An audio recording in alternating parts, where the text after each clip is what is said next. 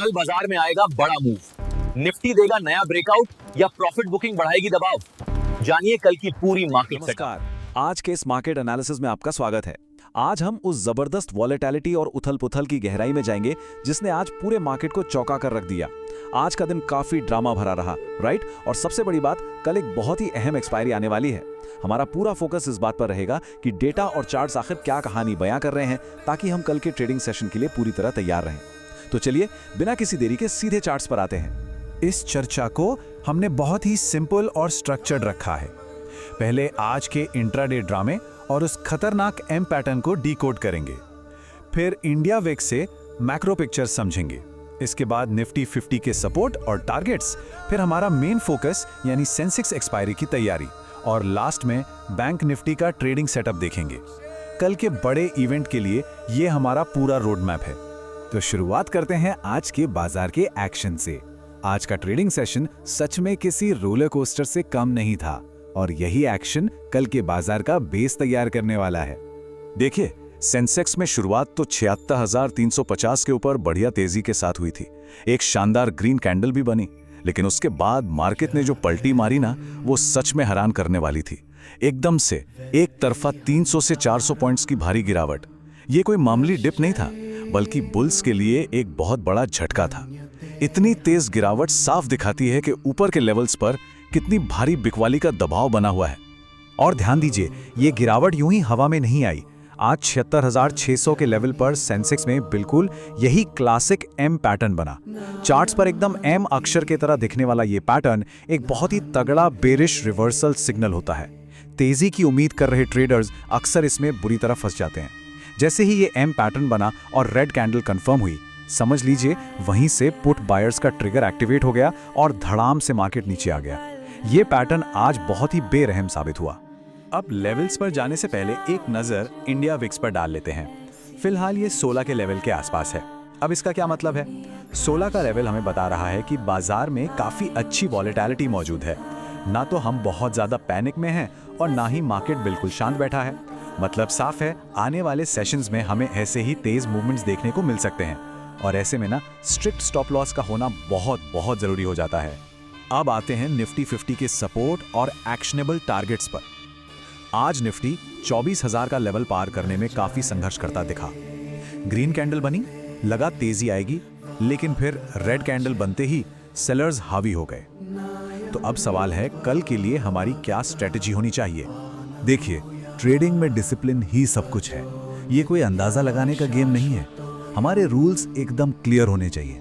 Rule number 1, किसी भी critical support level पर 5 मिनट की एक सॉलिड ग्रीन कैंडल का इंतजार करना ही है।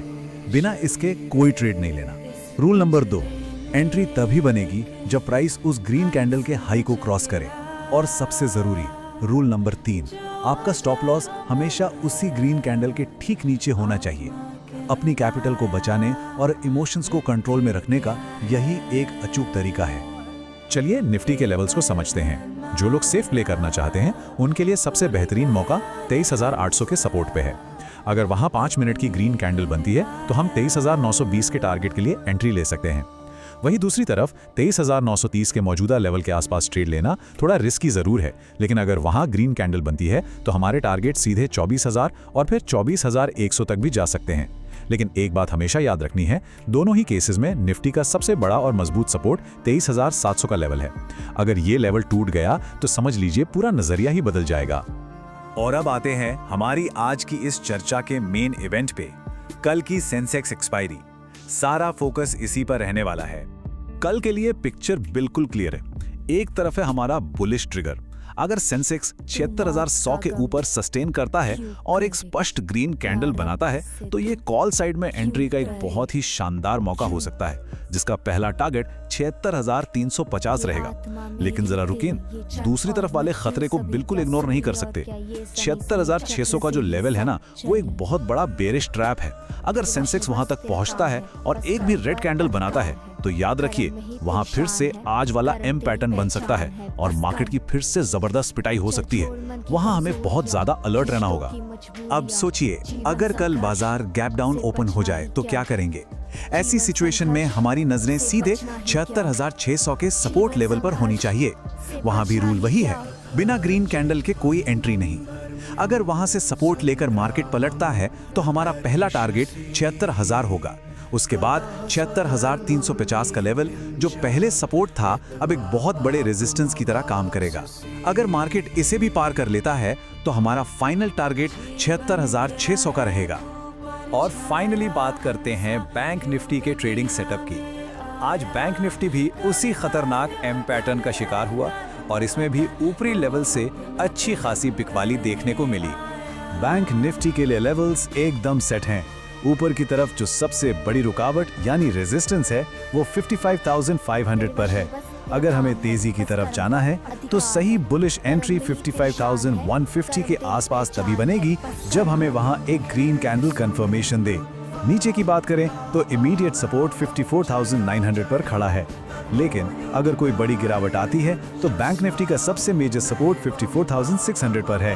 कोई भी ट्रेड प्लान करने से पहले इन लेवल्स को दिमाग में जरूर रखना है।